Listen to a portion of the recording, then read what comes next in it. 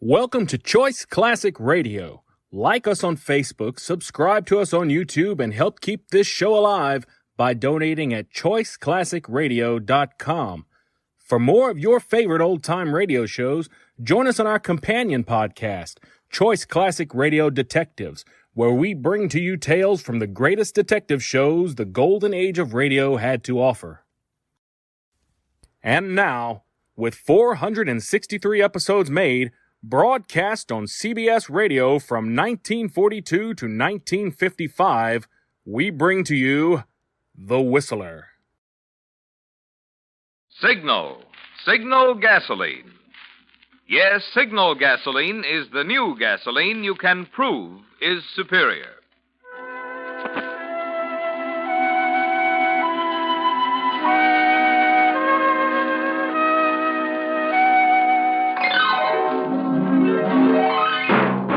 The Signal Oil Company and your neighborhood Signal dealer bring you another curious story by The Whistler. Tonight, Harvest of Death.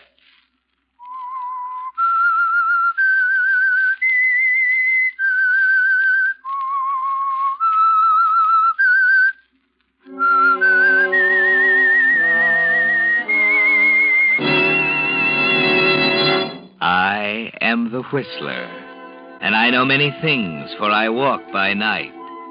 I know many strange tales hidden in the hearts of men and women who have stepped into the shadows.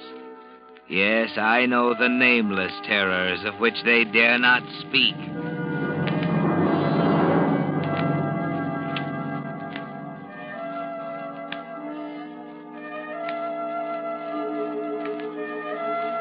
It wasn't a large farm, but it wasn't small either.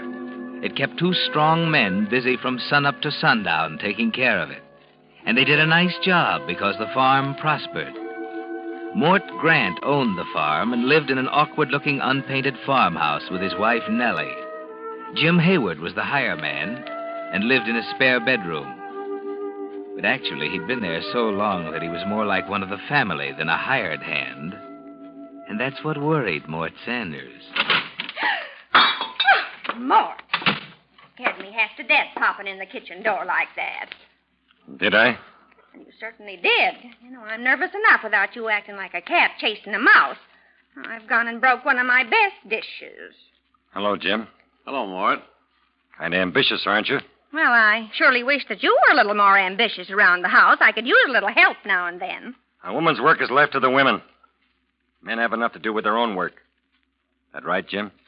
Well, I guess it is, Mort, but Nellie looked a little tired, and I thought it wouldn't hurt anything if I stepped out in the kitchen and helped her a mite with the dishes. You should rest quiet a while after eating supper. I'd like to see the day when I get any rest after supper. I'm not really tired, Mort. I don't mind helping out a little extra bit. Well, if you don't mind, you can be as foolish as you want, I guess. Nobody's being foolish. I think it's downright generous of Jim to want to help. We ought to help each other more around here instead of living like three hermits. I don't see you out plowing. Come on, Jim. Leave the old lady to her work. If you don't mind, Mort, I'd just soon finish what I started. No, I don't mind, Jim. Not at all. Suit yourself. Suit yourself.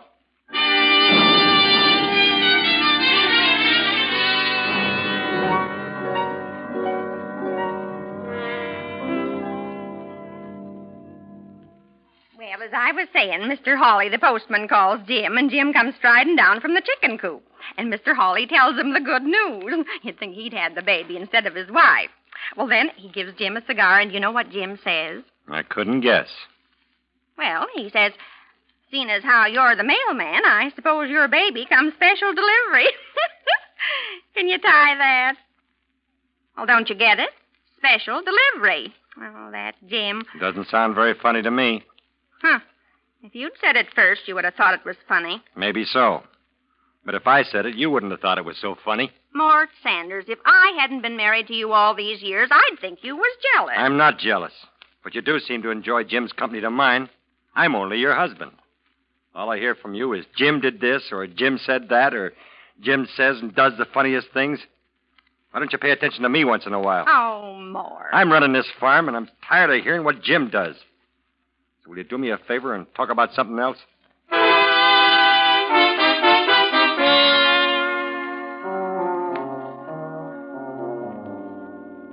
You shouldn't get so angry, Mort, because anger leads to all kinds of human excesses. You might even do something you'd be sorry for later. And regret isn't worth the time you take to indulge in it because it's always too late. Of course, if you try to get along with Nellie a little better, you wouldn't have to worry about Jim. But you can't see that, can you, Mort? So at supper time, you're the same old Mort, suspicious and foolish. Supper ready? Not for a few minutes yet. Jim won't be in for a while. He's working on the tractor. Well, if he can't make supper on time, that's his tough luck. Well, just the same, it isn't ready, so you'll have to wait. Well, don't you notice anything different? No. Well, look around. I still don't see anything. What's it all about? Well, if it had teeth, it'd bite you. Over there in the corner. Bookcase. Where'd you pick up that thing? It's kind of small, and it doesn't have any books in it yet. But it is pretty, isn't it? I don't know. Where'd you get it? Nice red color. I ask you where you got it. Well, for goodness sake, stop shouting. I can hear you. Jim made it. What'd he do that for? Well, how do I know what he did it for? I guess maybe he heard me say once that I wished I had a bookcase and thought it'd be a nice thing for him to make one for me. Oh, he did he? How much further is he going to go with this sort of thing? He acts as if he was your husband instead of me. Well, Lord knows you never buy anything for me. Pinching every penny. What I do with my money is my business. Oh, now, Mort, don't get your blood up. Now, why shouldn't I get my blood up? You seem to be interested in Jim more than anything else around here, even me. Every time I turn around, you're chatting with him over in a corner, or he's helping you with the dishes, or you're taking a fancy ride together into town. And if that ain't enough, every time you open your mouth, Jim pops out. Now, Mort. Don't now, Mort, me. I've had enough of it. Now that bookcase. Well, it's only a little gift, and it is pretty. Well, it won't be pretty when I get through with it. Mort, what are you going to do? Just watch me. You don't even own a book to put in this. I don't like useless furniture cluttering up my house. Oh, Mort, for heaven's sake, stop it. Are you going crazy? No, I'm just getting some sense. If you so much as lay a finger on that bookcase, I'll never speak to you as long as I live. Well, stop talking then, because here it goes. Mort, no! There. Take a look at your fine gift from Jim now. I hate you. You'll get over it. When Jim finds out if he's half the man I think he is, he'll beat you to a pulp. Where is he? I told you he was working on the tractor. For your information, fine lady, I'm going out and fire him. I don't want any wife stealer working for me.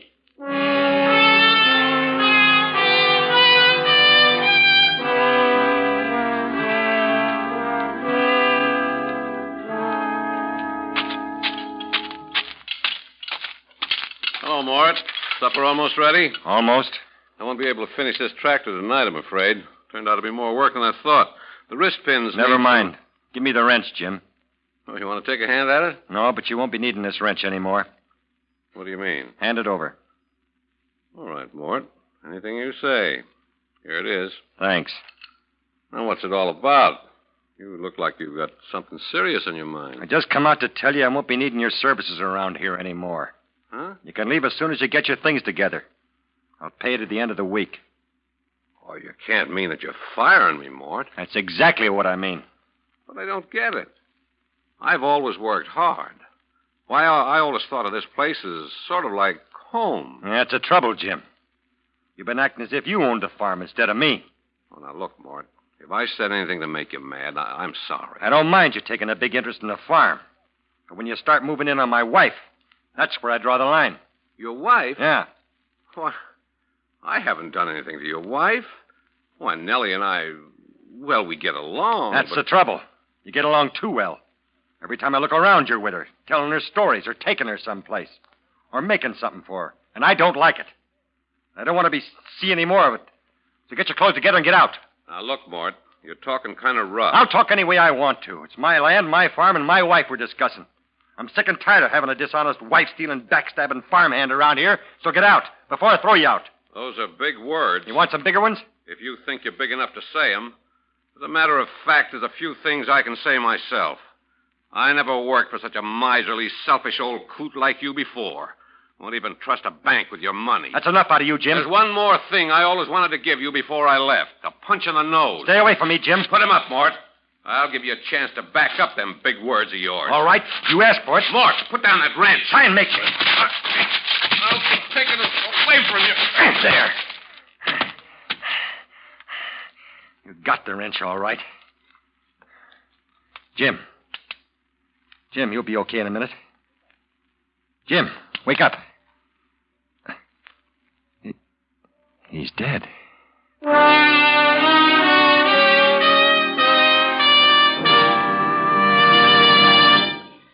If we of the Whistler cast sound a bit on the excited side tonight, there's a good reason. This is the 100th consecutive performance of Signal Oil Company's program, The Whistler. Because of your enthusiastic letters, Signal Oil Company has continued The Whistler without interruption even through the summer when so many programs go off the air. And month after month, The Whistler's popularity has grown until for the past 8 months it has ranked tops in popularity among all West Coast programs. We of the cast want to thank you for your loyalty, which has made this record possible. It's our richest incentive to keep every performance a top performance, so you'll continue to tune in on the Signal Oil program each Monday night for more broadcasts of The Whistler. And incidentally, next time you're out driving, we of the cast also hope you'll stop at one of the friendly service stations displaying Signal's familiar yellow and black circle sign. And try that other great Signal success, the new Signal gasoline. There's no better way to tune in top performance for your car than with today's power-packed new super fuel, new Signal gasoline. And now, back to the Whistler.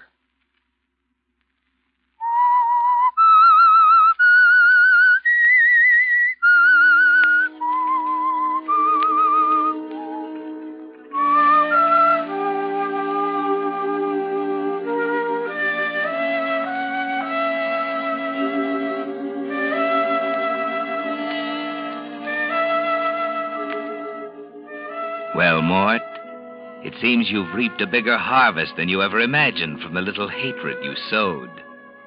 But it's not a crop to be proud of because it's a harvest of death. After you killed Jim Hayward, you didn't know what to do with his body. You had to think. But thinking takes time.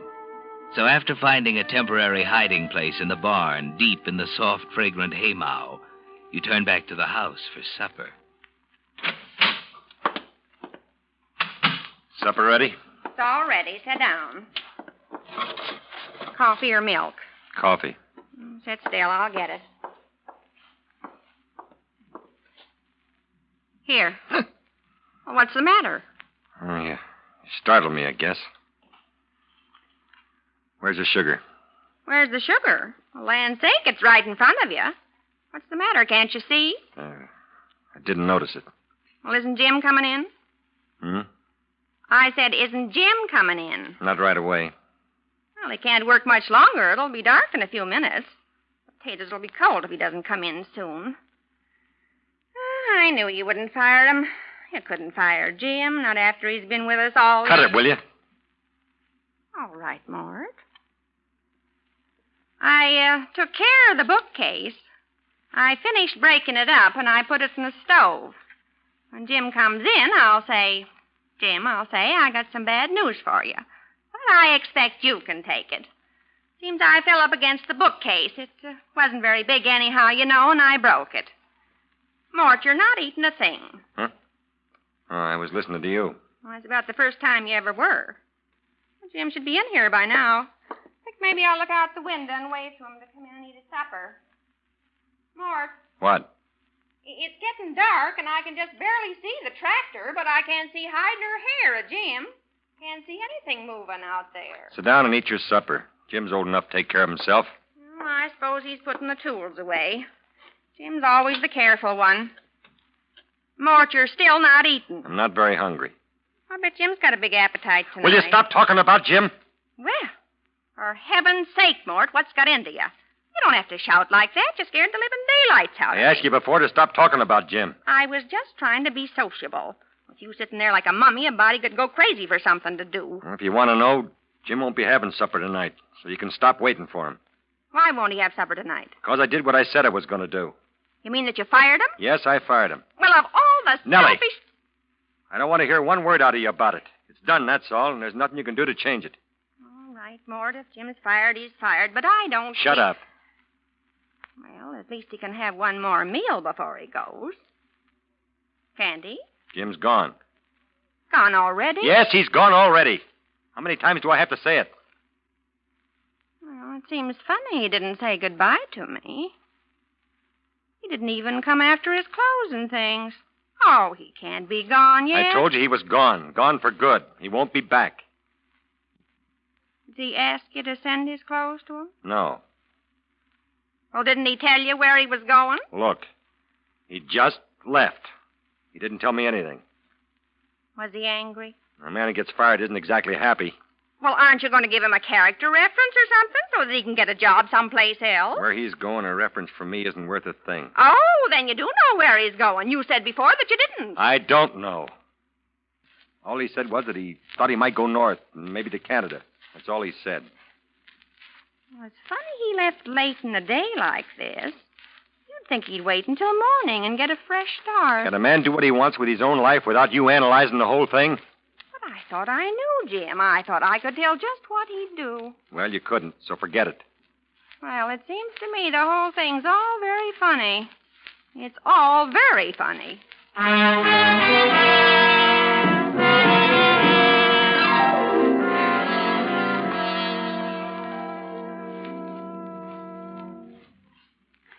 Well, it's 11 o'clock, Mort. 2 hours past your bedtime. Mort. What? Well, don't you feel well, Mort? That old kidney trouble isn't starting up on you again, is it? Because if it is, we still have some of the medicine left, the stuff that Dr. Kermit prescribed. I told you I'm not sick. So stop trying to give me medicine. All right, I was just trying to be helpful, that's all. After all, I am your wife. Sometimes I wonder. Well, that's a nice thing to say. Oh, forget it. I know what's bothering you, Mort. You do? Yes. You fired Jim over a petty little argument, and now you're sorry. Am I? But don't you worry. If I know Jim, he'll be back bright and early in the morning, just as if nothing had happened, and you'll both be plowing up land together just as happy as you please. Got it all figured out, haven't you? Oh, sure. Jim couldn't stay away any more than you could have him stay away. He's just like one of the family. He probably just went into town, had a few drinks to help him forget things for a while, but he'll be back as happy and friendly as ever. You wait and see. How many times do I have to tell you Jim won't be back? He's gone, for good. Oh, not Jim. I tell you he's not coming back. I wish you'd stop talking about it. All right, Mort. All I can say is wait and see for yourself. Why don't you go to bed? Oh, not until you do. I'm not going to let you sit here all alone making yourself unhappy over a little mistake. Why, good heavens, everyone makes a little mistake now and then. It's nothing to fret over. You know, just the same, I miss Jim already myself. Oh, it used to be comforting to watch him sit in the rocking chair, rocking back and forth, just as comfortable as you please, smoking away on his pipe. Nellie, look. The rocking chair. It's rocking back and forth.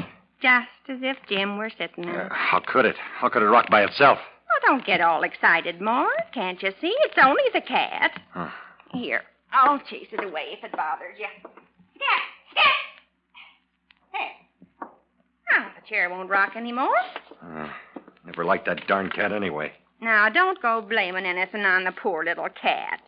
She probably misses Jim, too. I don't miss Jim. Not one bit. What makes you think I do? Well, you're sitting there like you'd lost your last friend. What's that? Somebody's coming up the stairs. Somebody's at the front door. Oh, sit still. I'll look. Maybe it's Jim. Oh, it's only the screen door banging. There. Heavens, you're a nervous man tonight. It was only the screen door banging. I guess you forgot to hook it. Anyway, I fixed it. I'm going to bed. Well, at last. Now, maybe you can relax a little bit. You're so jumpy, you act as if you'd killed somebody.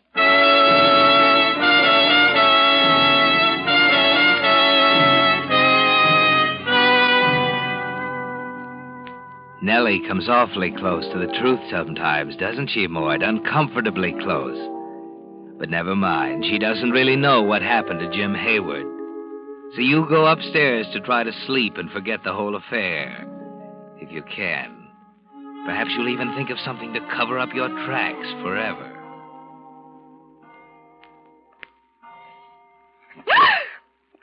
Oh, it's you, Mort.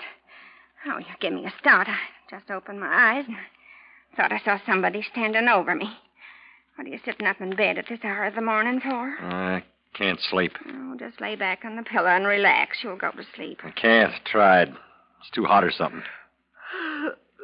Want me to get up and get you some coffee or something? No, I don't want anything. Let me put the light on. Well, no wonder you're so hot. You're fully dressed. When did you do that? I got up and dressed about an hour ago. I think I was cold. What in the world's got into you, Mort? First you're as jumpy as a thoroughbred. Then you can't sleep. Then you turn cold, and now you're too hot. Are you sure you're not sick? I told you there's nothing wrong with me. Well, you surely must be hot. The sweat's pouring right off you. Now, there's no need to get so worried about Jim that you make a nervous wreck of yourself. He'll be back, I tell you. If you mention Jim once more to me, I'll strangle you to death.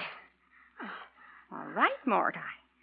I didn't mean to get you mad, but you're beginning to worry me now. I'll go back to sleep.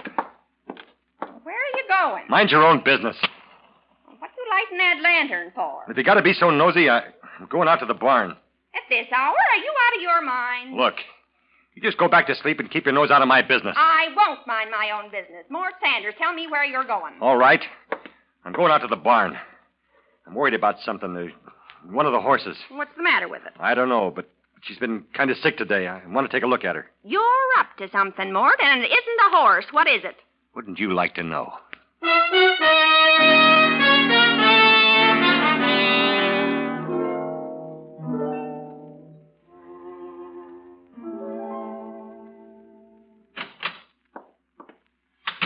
It took you long enough. So you're up. Well, I couldn't lie up there in bed while you're gallivanting around the farm at 3 o'clock in the morning. Get back to bed. Well, I put some coffee on. We might as well have a cup now that we're up. I don't want any coffee. Where's the lantern? Do you always have to ask him any questions? I haven't got it with me, have I? I left it in the barn. Mort, look out the window. That barn. The barn is on fire. Pretty in it. Well, do something. Don't just stand there as if you were enjoying it. The horses, they'll be burned alive. There are no horses in the barn. They're all out in the pasture. Mort Sanders, you're a murderer. Shut up. I won't shut up. Don't try to pull the wool over my eyes. I'm not so innocent as I look. I know why you couldn't eat and couldn't sleep. I know why you were cold one minute and then hot the next. You didn't know I knew, did you? I told you to shut up. I was looking out the window when you fired Jim. I saw you hit him with a wrench. Jim's dead, and you killed him. If you ever say that again, I'll kill you. You don't frighten me. You hid Jim's body in the barn, and now you're burning it to get rid of him. You're as much to blame as I am. Jim had no right to be fooling around with my wife, and you had no right to let him. At least he was human, not a grouchy old man who wouldn't talk half the time. Go on up to bed. I won't. Do you want to know something? I was in love with Jim, and he was in love with me. We were going to run away together. And here's something else. I don't want to hear it. You'll want to hear this. Yesterday, I took all the stocks and bonds that you'd bought with the money that you've saved in 15 years, the whole $20,000 worth.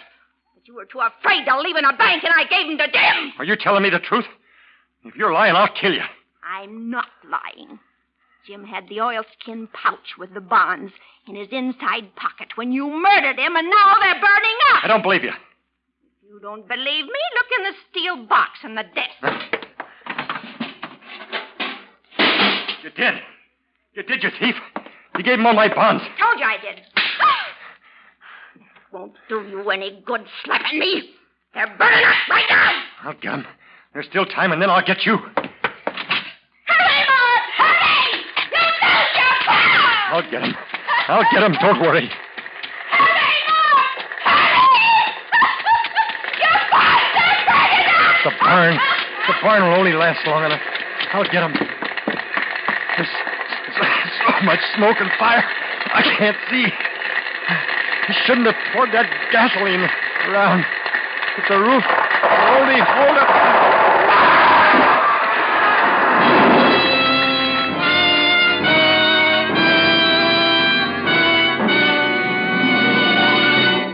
The Whistler will return in just a moment with the strange ending of tonight's story.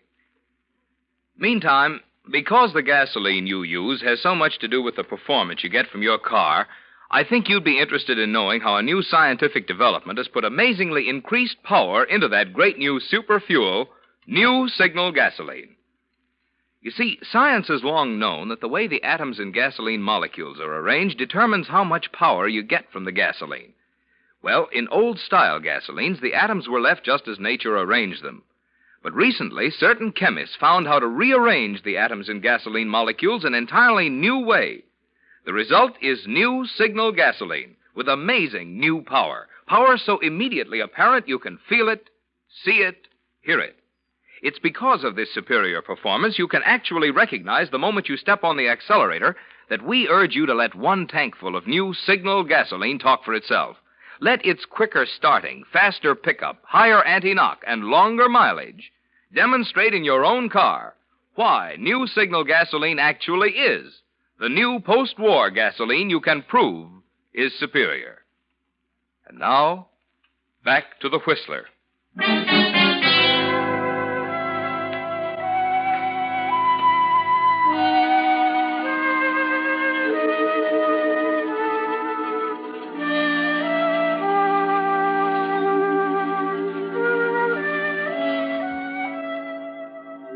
So for once you listened to your wife, Mort.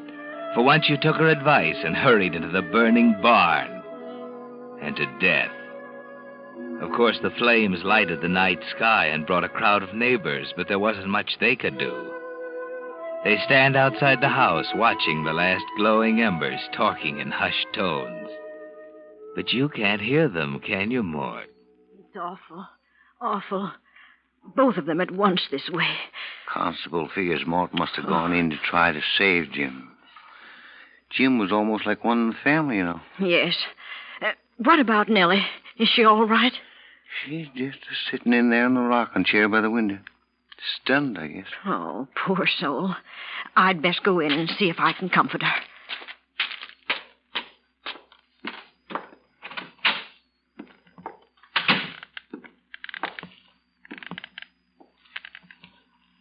Nellie.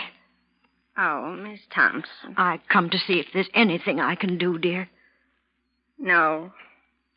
It's all done now. Now try to be brave, dear. I know it's a shock, but we've got to be practical. The men folks will build you a new barn, and we'll all see that you're took care of. I'll manage somehow. Why, of course you will. Is there something I could get you? Some hot tea, maybe? No, thank you, Miss Thompson. I'd just like to sit here a while. Well, of course, I understand. We're all so sorry about Mort and Jim, too. But everything will be all right. You just keep telling yourself that. Everything will be all right. Yes, Mort. They're all so sorry about you, and Jim, too. And Nellie, poor Nellie, just sits there sniffling and rocking through the night in Jim's favorite rocking chair. Through the night until dawn. Then, when the last neighbor is gone, she stands up, stares out the window for a moment toward the blackened ashes, walks to the pantry shelf, takes down the coffee can, and lifts the lid. Now, what do you think, Mort? Inside, wrapped in an old piece of oilskin, are $20,000 in stocks and bonds. And here's a surprise for you, Nellie. Those securities were not worth the paper they're written on. Mort wasn't a very smart investor.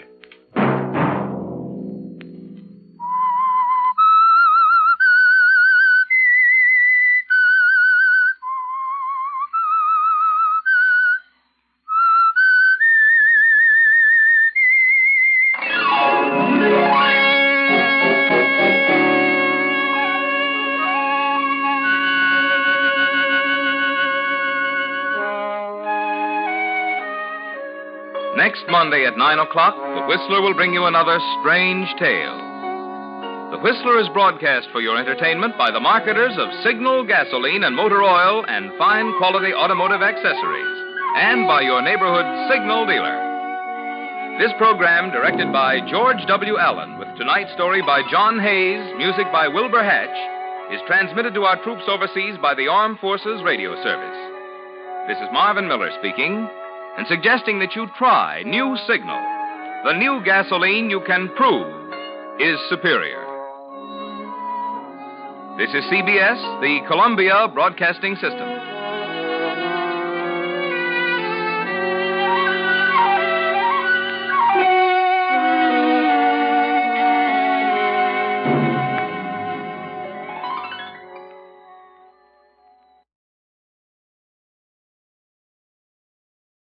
That concludes today's episode. We'd like to thank you and remind you to donate at choiceclassicradio.com. Remember, your donations make episodes like this possible.